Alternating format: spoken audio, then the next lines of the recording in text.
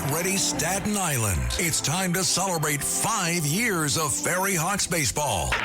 Come out to the ballpark as the Ferry Hawks welcome in the Charleston Dirty Birds May 5th through the 10th. Grab the kids and come on out. We kick it off on Tuesday, May 5th with Cinco de Baseball with $5 tickets and $5 food and beverage specials. And we end the week as we celebrate all moms on Mother's Day. Moms get in free. Visit ferryhawks.com now to lock in your seats. This is the Cats Roundtable with John Catsimatidis. Everywhere around the world, they're coming to America. Every time that flag's unfurled, they're coming to America. Good morning, America. This is the Cats Roundtable. John Catsimatidis here. We have a great show for you again today. We have Senator Roger Marshall, Lynn Shaw, taking care of our kids. Dr. Peter Michalos, live long and prosper. Former Secretary of the Air Force, Ty McCoy. Roger Stone, he's got a pulse of his own, and he's talking about it today. Congressman Jason Smith, Ways and Means Committee. Jennifer Sarangelo, talking about the points of light, putting people together in the world. And let's start off the show with Newt Gingrich, and after that, General Blaine Holt on what's going on in Iran.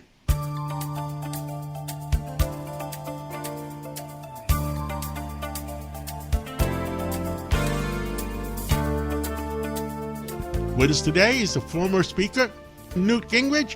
Well, Newt, right now the interest rates have not gone down. Energy rates are still up. How does that sort things out in America right now? Look, if the election were going to be held in June, I'd be very worried. But under our Constitution, it's not going to be held until November. In 1988, I was working with Vice President Bush's campaign.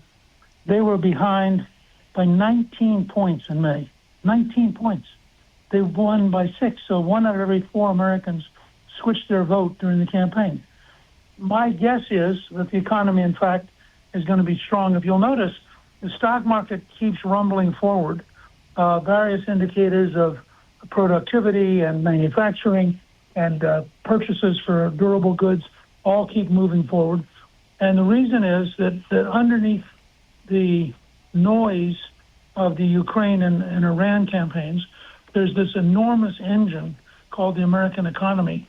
And with the rise of things like artificial intelligence, the amount of change we're getting, or if you look at space, where the development by Elon Musk of a reusable rocket has brought down the price of getting into space by 95%, the biggest single deflationary thing going on.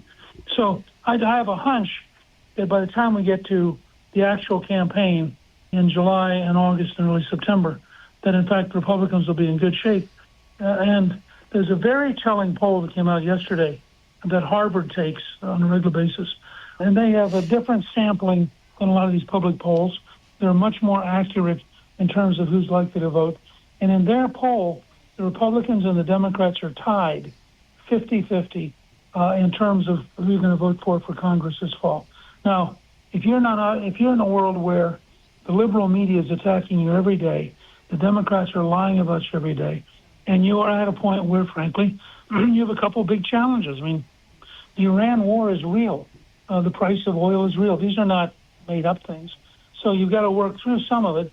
But the fact is, the Democrats are so unacceptable, and they're proposing things that are so crazy that people sort of think, well, maybe I'm tired of the Republicans. And then they look at the alternative and they say, well, maybe I'm not that tired of the Republicans.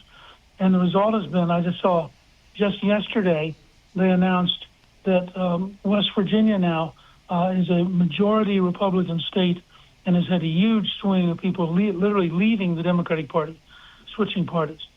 And I think when you look around the country, you see more and more of this kind of a migration. So I am moderately optimistic that by the time we get to people voting in September, though in fact the Democrats will look very weak and isolated. And I thought President Trump's comment at the State of the Union was really important in framing this year when he talked about protecting children and having their parents, not the schools, be responsible. And none of the Democrats would stand and applaud. Every Republican was applauding. No Democrat would applaud. And I think that's what this fall is going to come down to, a common sense party working very hard to solve problems versus a party which is literally crazy. Well, the only good news is for the king last week, everybody stood up. And listen, I thought King Charles, I should say, did a great job. Cliff and I had a chance to meet him when he came to the Vatican while she was the ambassador. He came for the canonization of John Henry Newman, who's the most important Catholic in modern times in Great Britain. And we had a chance to chat with him for a while. And I found him to be charming, intelligent, asked good questions. He was really interested in people and understand what's going on. And I know you had a chance to chat with him. And I'm curious, did you find the same thing, that he's a down-to-earth, very direct guy you can actually talk with?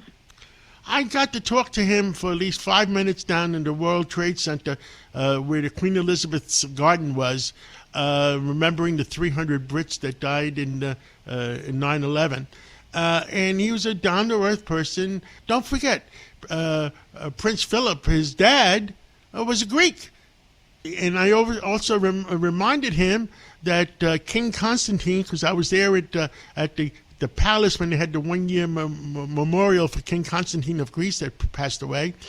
Me and King Constantine in the Archdiocese, we all put it together and we built that church in Havana. And I'm not surprised that he would make that connection to his father, who he loved deeply, and who was a very powerful behind-the-scenes person in his own right. And then that's a great story. Now, note, a great economy going into September, a great economy, lower interest rates, lower energy rates. I think people are going to be on President Trump's side. I think if you look, for example, even on the issue of Iran, I think something like 78% of the American people agree we cannot allow the Iranians to get nuclear weapons. So I think the Democrats, when they become the sort of bring the illegal immigrants back home, take care of the criminals, not the police, raise your taxes more, and decide that they're in favor of policies that make no sense economically to most Americans. I think that Trump's going to be in a strong position. And remember, my guess is, this is purely a guess, but my guess is that in the back of his head, he will switch into campaign mode around the 4th of July. But that right now he's trying to get done what he thinks is important as a president serving the country in historic terms. And then he'll have to spend from July 4th to the election convincing people that what he's doing is right. The real leaders have to have a sense of vision. They have to have a goal they're working towards. They have to have tremendous patience and tremendous endurance and have faith that what they're doing is right, and when explained, will be supported by the American people. Newt Gingrich, keep fighting for America, and we'll talk to you again real soon. Look forward to it. The Cats Roundtable. What is happening? Who is better to answer that than Brigadier General Blaine Holt? And General Holt, what's going on in Iran? Well, it's a very dynamic situation, John. Thanks for having me. What we have is the power structure, or what's left of it in Iran, is just trying to kick the can down the road, tell President Trump, well, we've got a new way to solve the problem. Why don't you come and talk to us? But really, when it all boils down to it, we're at an impasse because they think that we're going to tolerate nuclear enrichment, which we're not. We won the war. We won militarily. But they're saying these things not for President Trump's benefit. They're saying them to give the impression or the illusion to the IRGC and the 90 million people that they're still in charge, and they really aren't. They're losing a grip on power right now. And do you think that things might be imminent, that something may happen? I do. I think that we're going to get back into some strikes because there's two urgencies. One urgency is we cannot let those oil wells fail, and we're monitoring that situation very carefully. So you might see us take an interest in securing Karg Island and bringing alongside vessels that can offload a lot of that oil to keep those oil wells viable for a future Iran. And then the second track is you got to support You got to aid and abet this resistance army in Iran that's building, and they're about getting ready to go into operations. And if they need air power from our side, we will certainly provide it. Understood. Now, in addition, all the reports of the scientists missing and the major general that was missing because of the UFO situation, there was some reports that in Nevada that there was many earthquakes near the Area 51 location. Have you heard anything about that? I'm diving into it now, but this is the thing. I will tolerate only so many coincidences. You have more than 11 now. We have a much higher number of people that were attached to 3 different programs. We're talking about UAPs, extraterrestrials, but we're also looking at anti-gravitic propulsion. We're also looking at potentially plasma energy programs that all these people had been a part of. And then Area 51 is legendary for being a part of UAP research.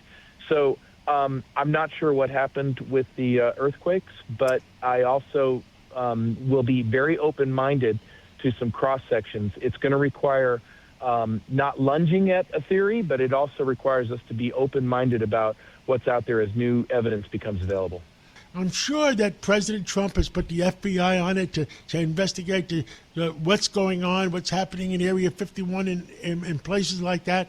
So I'm concerned that the people that think they're part of the permanent government might be doing something to hide whatever it is. Yeah, well, that would be our beloved deep state, and it knows no boundaries, including sovereign boundaries. And, there's a lot of people going back to Allen Dulles at the formation of the CIA that think they know better than the American people. And I know that President Trump is willfully pushing back on that. And I would love to see more exposure and more transparency on all of these things. But it's quite a battle, and we see it in every element of government right now. Brigadier General Blaine Holt, thank you for your input. And let's keep our eyes open, and God bless America. God bless. Thank you for listening to the Cats Roundtable. We'll be right back right after this break.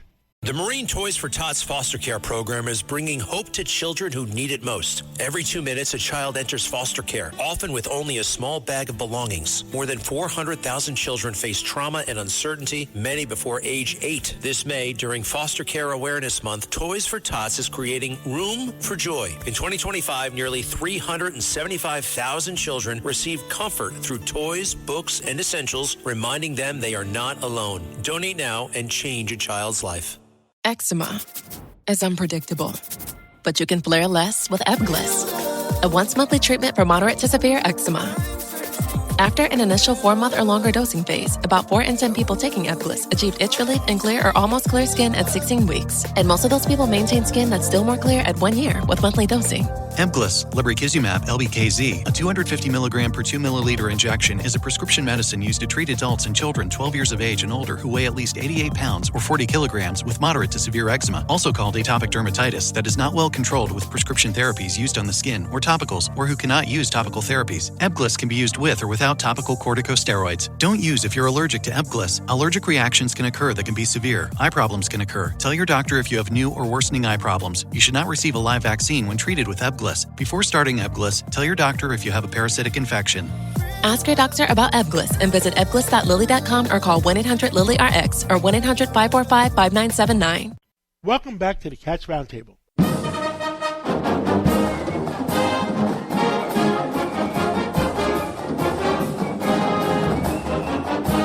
With us today is Senator Roger Marshall from the state of Kansas. Senator, you're also a physician, and the prices of drugs, all of a sudden it looks like the prices are coming down. Can you fill us in on that? Yeah, well, we're sure trying. I think some of our efforts are finally taking root, so to speak. But to start with, President Trump's most favored nation pricing, most of the largest pharmaceuticals have agreed to basically bring those prices down and bypass the middleman. There's something called a pharmacy benefit manager, and they get about 58 cents of every dollar. So you go to the drugstore, you give them $100 a month for a prescription, $58 of that's going to these pharmacy benefit managers. Think of them as wholesalers, sitting between Big Pharma, who's making it, and your local pharmacy as well. in our working family tax cut bill, we trimmed some of their edges. We didn't do enough. We got more work to do, but I think some of those efforts are coming to roost as well. Something else that I worked on, actually in the Biden administration, was helping promote biosimilars to get to market sooner. And I think we're seeing that happen as well. So some of these things are coming together. John, the real driver of cost of healthcare, though, is at hospitals. They have the biggest chunk of the pie. Prescription drugs make about 7% of the healthcare spend in this country. The big expense is going on in hospitals. These huge nonprofit systems are printing money right now. The big hospitals are printing money, and would love to talk to you about my price tags bill. Please tell me about your price tags bill.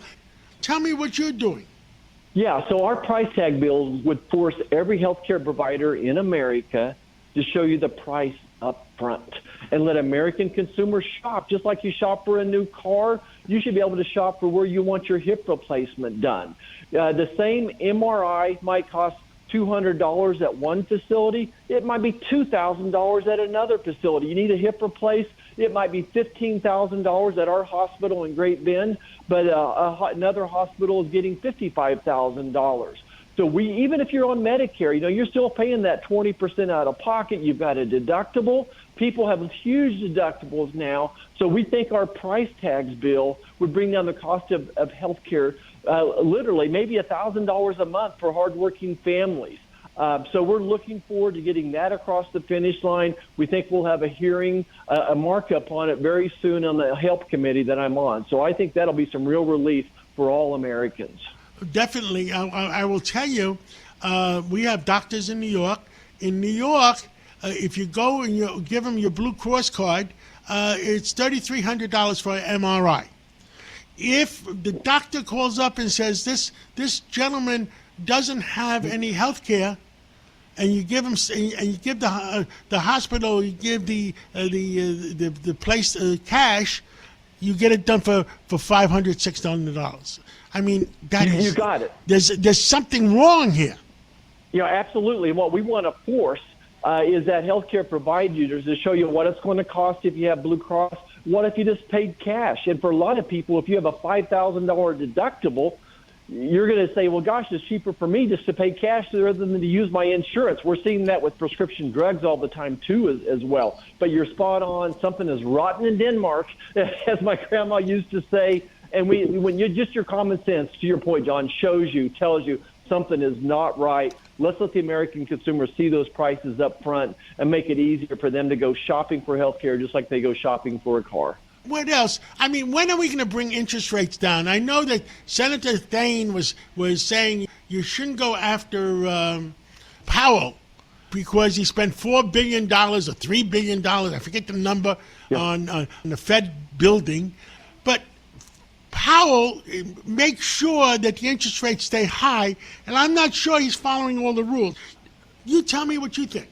My common sense would tell me what I can do as a United States Senator is trim the budget in Washington, D.C. When we borrow money, when we're borrowing, we're paying $1 trillion this year on interest alone. When we are spending $7 trillion but only taking in $5 trillion, that delta leads to the United States government printing dollars, and that's inflation. So my responsibility to help impact that interest rate is to trim our federal budget. And our working family tax cuts did that. Our bill was the largest tax cut and the largest spending cut both in American history. We're now spending less. We're spending less this year than we did a year ago, less than 2 years ago. So we're trying. It's really hard. This is a big ship. It's a $7 trillion ship, and to try to turn that down and to tame this beast is really tough. So that's my responsibility. I think the quantitative easing and the quantitative tightening concerns me as much as the interest rate and how they've used that going back to Barack Obama to manipulate financial policy as well. So I'm excited about our new director coming in there, and we'll work on that as well. Senator Roger Marshall, thank you for everything you do, and we'll catch up again real soon. All right, John, thanks for having me on. Have a great week. Thank you.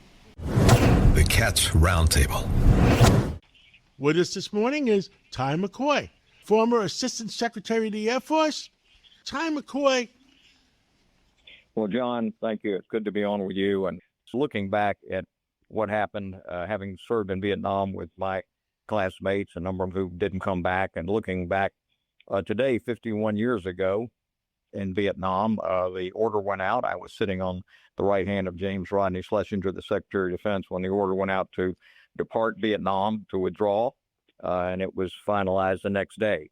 As we evacuated and in effect lost that conflict because the South Vietnamese troops were not being supported. They were folding under North Vietnamese assault. And the reason they were is because the Democrats in Congress, particularly in the Senate, had begun restricting aid and the ability of U.S. air power to support the South Vietnamese forces that we had built up over 10 years with the loss of 58,000 American lives. And the Democrats had a scalp they were looking for, which was Richard Nixon and the Republicans, because he had beat them in 68 and 72. And so they thought if they could inflict a defeat on U.S. forces, in effect, in Vietnam, it would hurt the Republicans and they could win, which they did in the midterms in 74 and in 1976.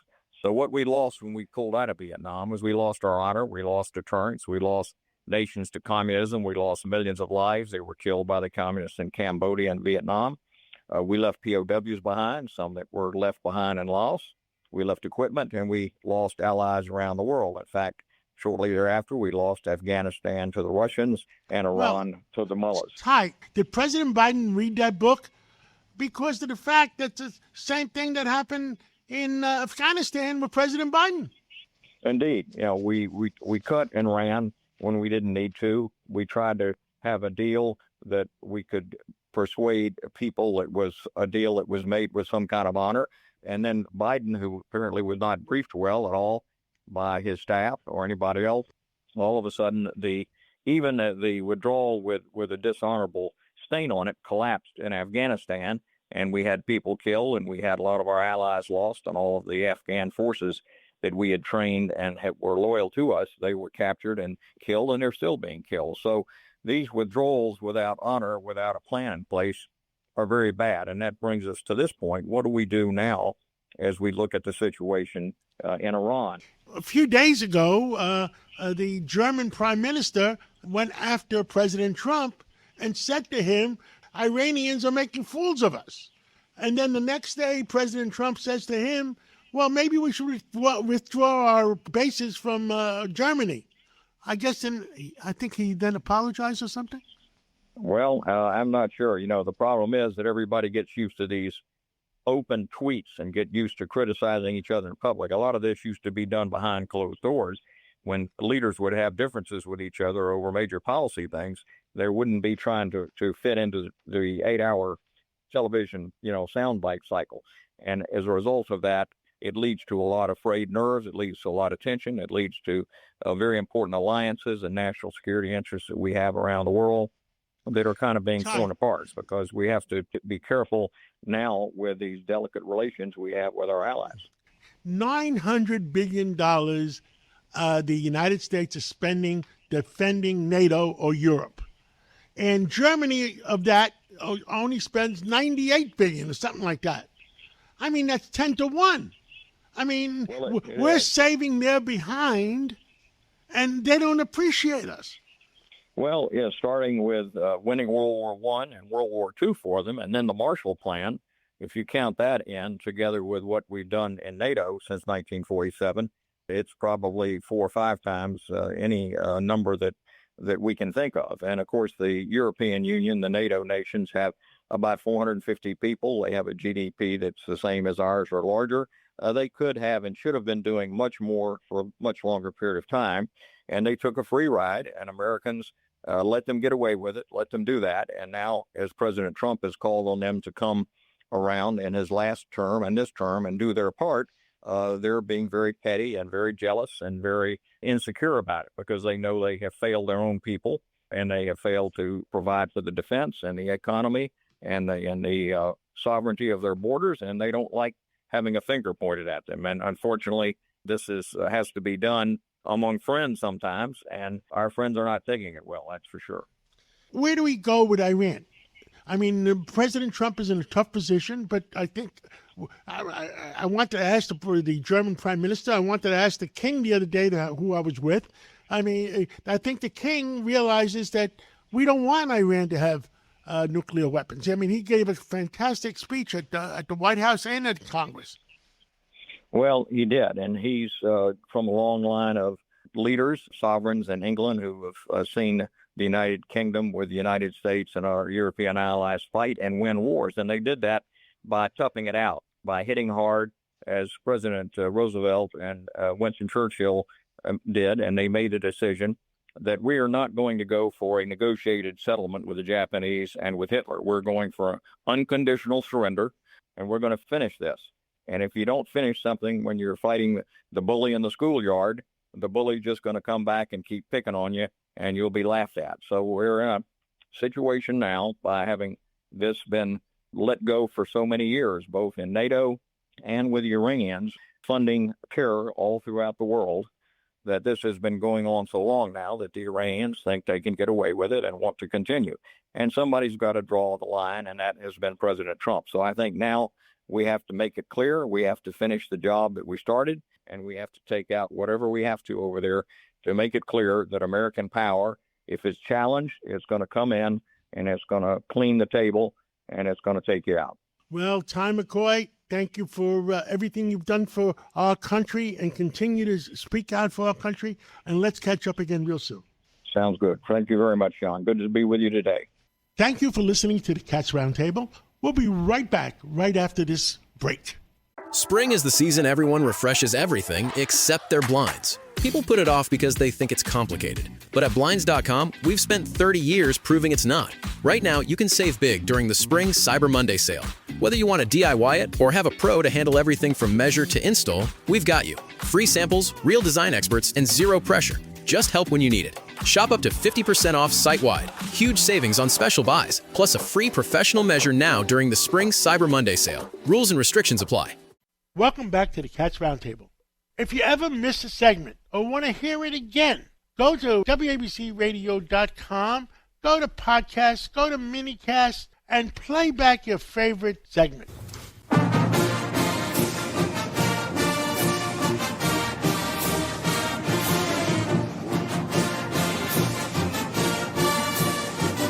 With us today is Congressman Jason Smith, who represents Missouri. Well, Jason Smith, where the heck are we?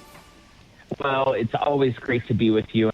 Here in Washington, we've been pretty busy. This past week, I actually brought in some of the largest hospital CEOs, actually the largest for-profit CEO and the largest non-for-profit CEOs, to look and analyze the skyrocketing costs that all Americans are facing.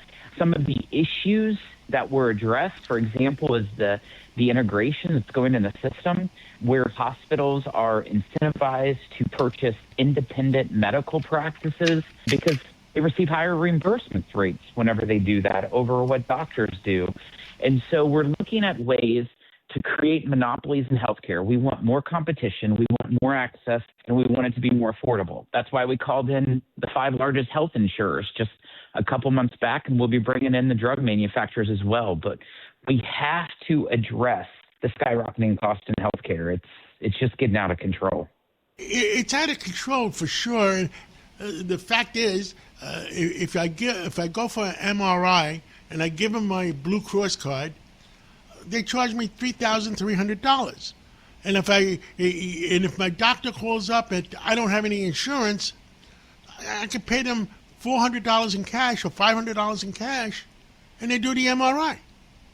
It really depends on the clinic. This is one of the things I brought up yesterday, John, is there was a gentleman in Florida that I highlighted. He had an emergency CT scan in the hospital. It cost $13,000 through the hospital. He had that same follow-up CT scan in a doctor's office. It cost him $79. Like, this kind of stuff's crazy. There was a family in California that their child got bit by a snake, and that hospital charged them $300,000 to treat their child that was bit by a snake. I mean, it's pretty outrageous. One of the things, John, that I also brought up was New York Presbyterian right there in your home state. The CEO was testifying, and I asked him how his flagship hospital in Manhattan off of 68th Street can be designated as rural, because I haven't seen very many farms in Manhattan. None. The biggest farm in Manhattan is Central Park. That's exactly right. But that hospital is designated as rural because they can get special benefits. There's a loophole in the system that allows him to do it. That's why they do it. But he's not by himself. There's 425 different hospitals that have done that over the last 6 years. And these are things we got to clean up. You're also chairman of the Ways and Means Committee. What is your mission? What do you want to clean up first? Well, healthcare is so broken, absolutely so broken. And I think why it's gotten out of control is so many people are not willing to rock the boat when it comes to looking at these issues and pointing the facts out. When you get to Washington, D.C., you talk about the lobbying arm of healthcare. They have so many people hired up here trying to protect their carve-outs, their special reimbursements, their special provisions. And when you start trying to shake the ship, people start getting nervous. But this is a time that this Titanic starts turning, because it's not going to end well if we don't. You think about just hospitals alone. We spend $1.6 trillion a year in costs just to hospitals. And when you look at all of the average American's debt, 75% of all medical debt that Americans have is owed to hospitals. We have to look at it, but it's not just hospitals. It's health insurers, it's drug manufacturers, it's medical device manufacturers. There's a lot of inequities that we have to address. You feel that hospitals should be a little more honest than that, don't you? Well, hospitals are what do provide care. Health insurance companies don't. So you got to give them credit for that. But they're using the system. Like one hospital CEO said to me, just know in healthcare, we'll follow the dollar. So when you think about that, it's all about the dollar. It's more pocketbooks rather than patients, which makes me extremely nervous. I'll tell you, some of these non-for-profit hospitals that we've been looking at, they have incredible tax incentives, tax exemptions, but a lot of them are nothing but hedge funds with hospital beds. And so, these are things we have to look at and make sure that they're doing the appropriate community care and they're following through with their tax-exempt status. We got another minute or so left. What else is bothering you? The economy is something that I'm watching nonstop. And there's a lot of different factors in the economy that you're looking at. Sure would like to see those interest rates to go down. And I'm looking forward to Kevin Warsh being confirmed in the United States Senate, just recently passed out of the Senate committee. He'll do a great job. And I look for interest rates to go down that will help grow the economy.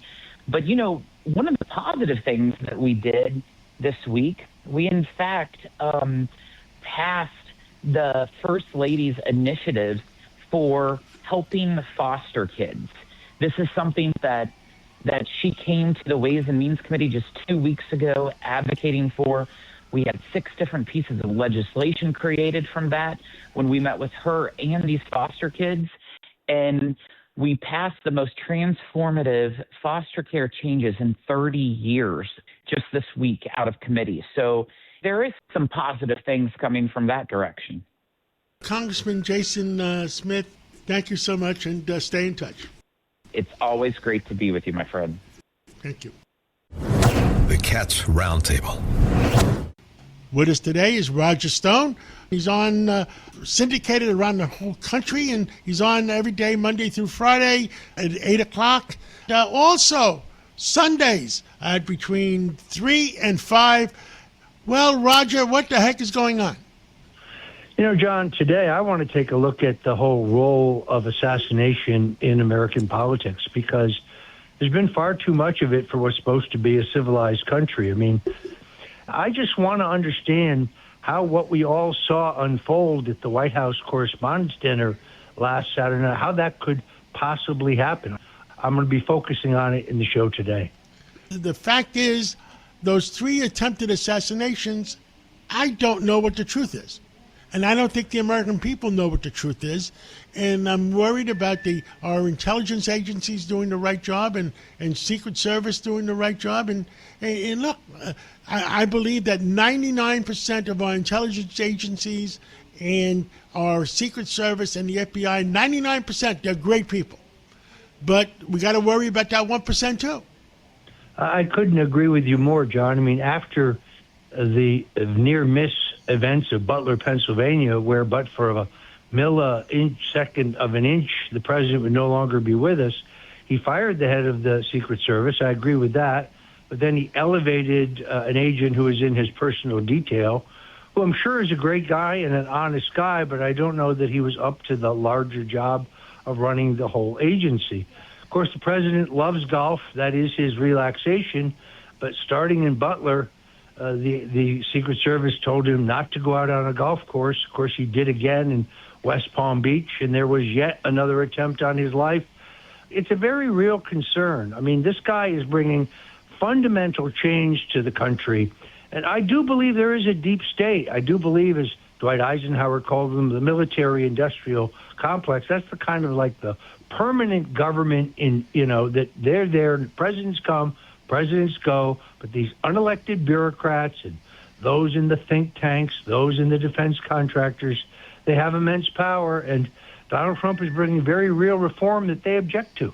And some of my intelligence people that I know very well tell me that they're worried if this is a legitimate attempted assassinations, that next time they may send professionals in versus non-professionals so that nobody gets, in other words, that nobody interprets it as a real assassination.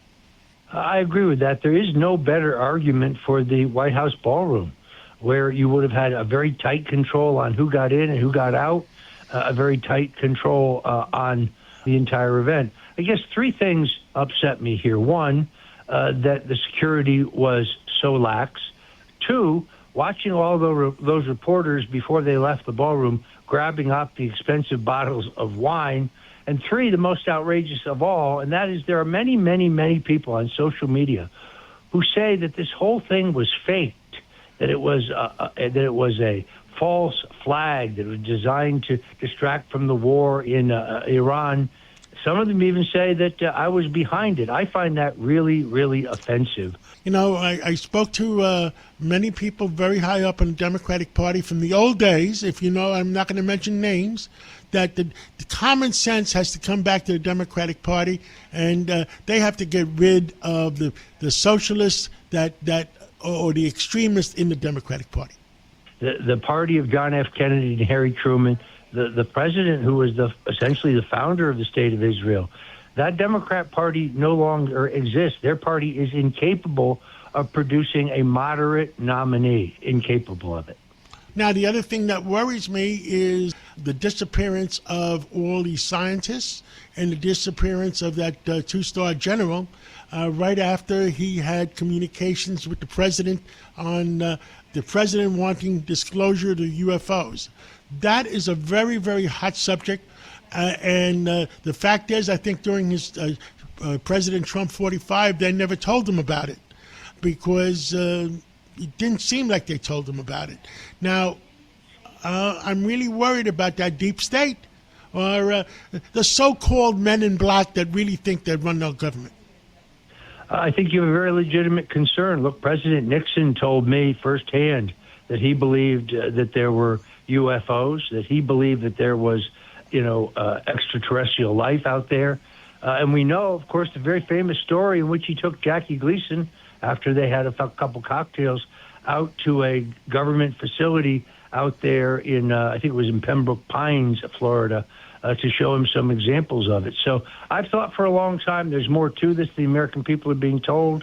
And the disappearance of these scientists, I really hope they're investigating that because it cannot possibly be just a coincidence. Roger Stone, I'll be listening to you like I do every Sunday between 3 o'clock and 5 o'clock. God bless you and God bless America, and God protect the President of the United States. Well, John, I'm grateful to be on the most powerful, influential radio station in America today. Thank you so much. Thank you for listening to the Cats Roundtable. We'll be right back right after this break. Chronic migraine, 15 or more headache days a month, each lasting 4 hours or more, can make me feel like a spectator in my own life. Botox, onabotulinum toxin A, prevents headaches in adults with chronic migraine. It's not for those with 14 or fewer headache days a month. It's the #1 prescribed branded chronic migraine preventive treatment. Prescription Botox is injected by your doctor. Effects of Botox may spread hours to weeks after injection, causing serious symptoms. Alert your doctor right away, as difficulty swallowing, speaking, breathing, eye problems, or muscle weakness can be signs of a life-threatening condition. Patients with these conditions before injection are at highest risk. Side effects may include allergic reactions, neck and injection site pain, fatigue, and headache. Allergic reactions can include rash, welts, asthma symptoms, and dizziness. Don't receive Botox if there's a skin infection. Tell your doctor your medical history, muscle or nerve conditions, including ALS, Lou Gehrig's disease, myasthenia gravis, or Lambert-Eaton syndrome, and medications, including botulinum toxins, as these may increase the risk of serious side effects. Why wait? Ask your doctor, visit BotoxChronicMigraine.com, or call 1-800-44-BOTOX to learn more. Welcome back to the Cats Roundtable.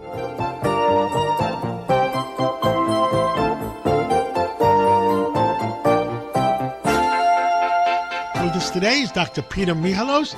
Dr. Peter, what tips do you have today so our listeners can live longer?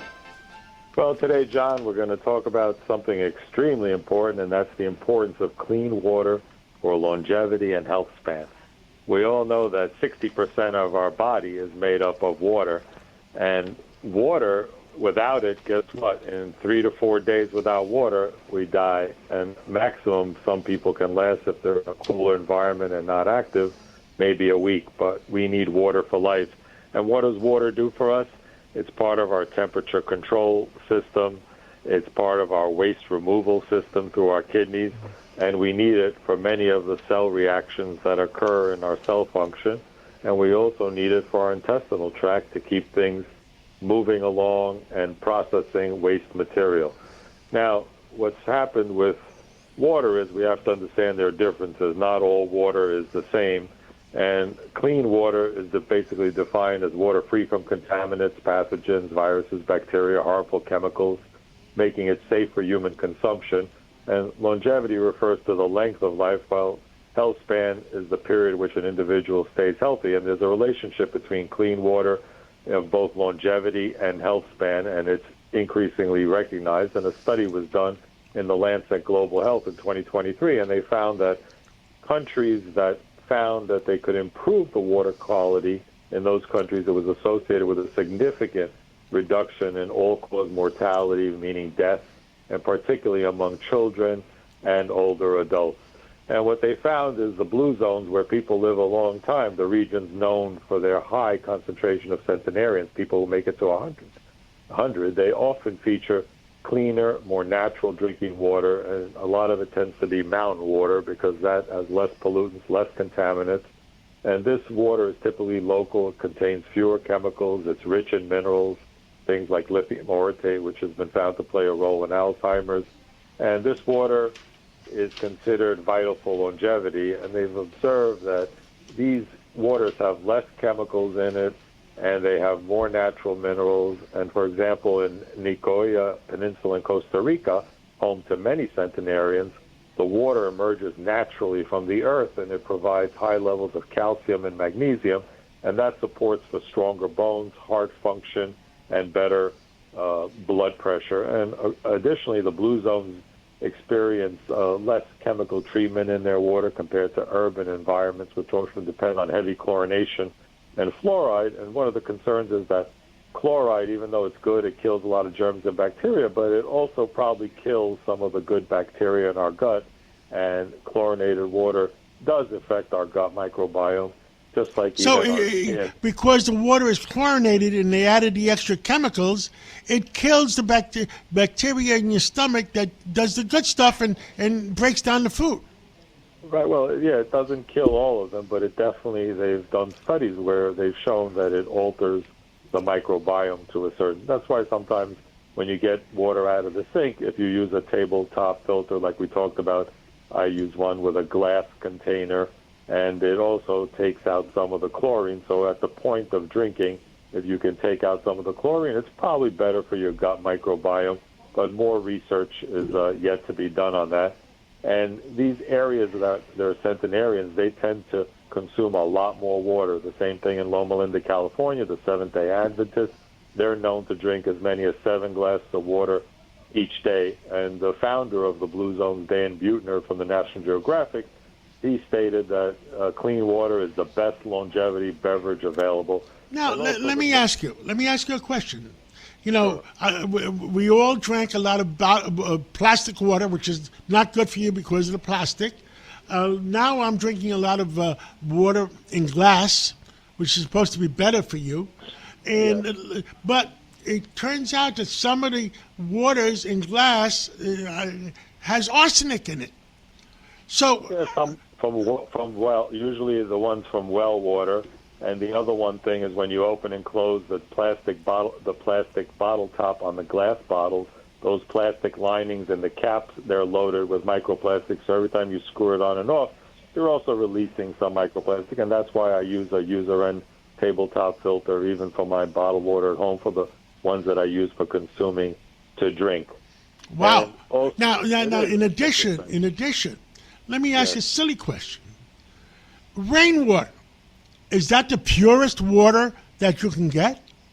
Well, up in the mountains it is, but if you're in a polluted area, the water has to travel through the clouded pollution and the clouds, so it picks up a lot of the chemicals that are in the contaminated clouds. So if you're in some areas of the world that have heavy industrial areas around them, that rainwater wouldn't be. So in reality, the best water has to be the absolutely pure water that comes out of rainwater from an area where there's no pollutants. Well, that's where a lot of the great waters that exist come out of mountain spring water, because it rains up in the mountains, it's collected, it's filtered. There's no one doing but once it becomes spring water, it goes through the brooks and the streams where it can pick up minerals. Exactly. That's where mineral-rich water is found in the blue zones like Sardinia, Italy, Okinawa, Japan, and Ikaria. It comes from the mountain springs, and that's why Greece is noted for its high mineral content water, minimal presence of chemical, especially forever chemicals and pesticides.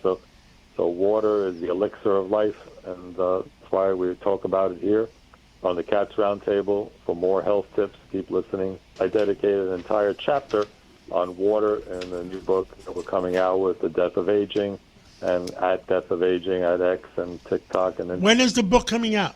It's going to be Memorial Day. All right, we're going to give you a big book party. Thank you, John, for always getting the truth out on the Cats Roundtable. The Cats Roundtable.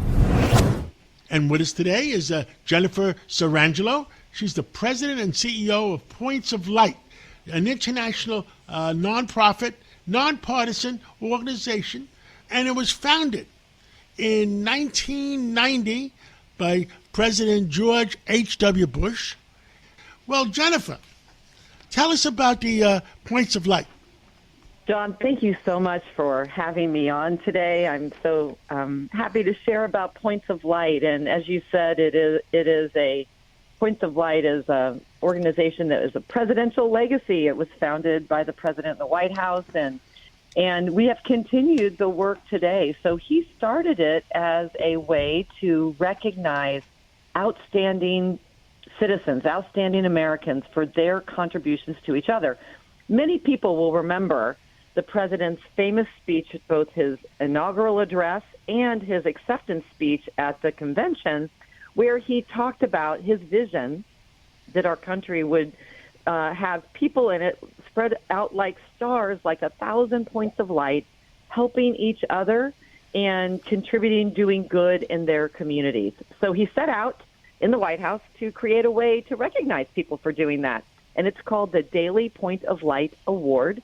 And we continue to give that award every weekday today. So we've given over 8,000 Daily Point of Light Awards to recognize outstanding service. So that's how we started. We continue that work today. And then today we are the leading organization. We've grown. We're now around the world. We have nonprofits, 95 or so here in the U.S. and over 30 around the world that are all focused on increasing volunteering and mobilizing people to create positive change through volunteering and civic engagement. How many people you helped? Over 8,000 people already? 8,000 people have been recognized with a certificate and recognition and storytelling about them being a daily point of light.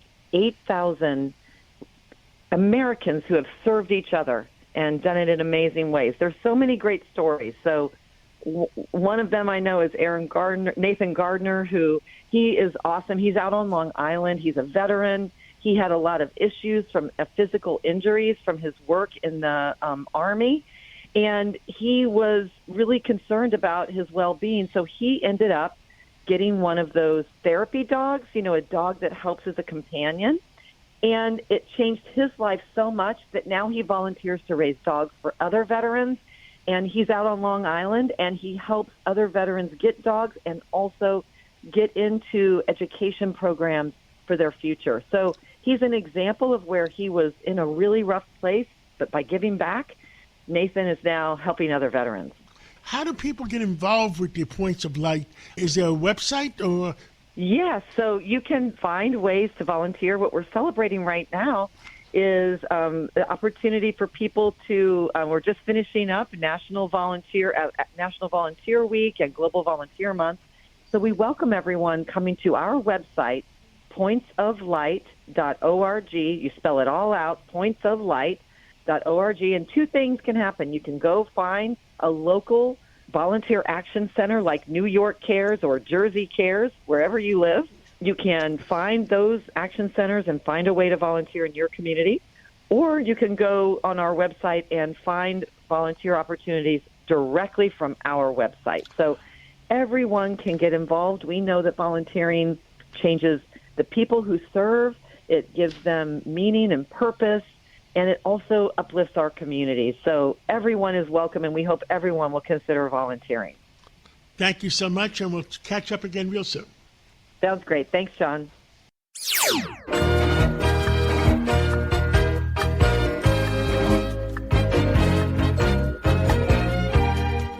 With us today is Lynn Shaw, runs linswarriors.org.